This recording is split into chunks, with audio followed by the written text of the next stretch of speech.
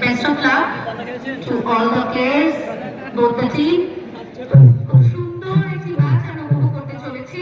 Little heart football academy versus leather complex বন্ধু একাদশ। এবং প্লেয়ার্স পরিচিতি পর্ব শেষের সাথে সাথে এখন আমরা একদম আনুষ্ঠানিক পর্বের শেষে দুটো দিকের গোলে শট নেবে।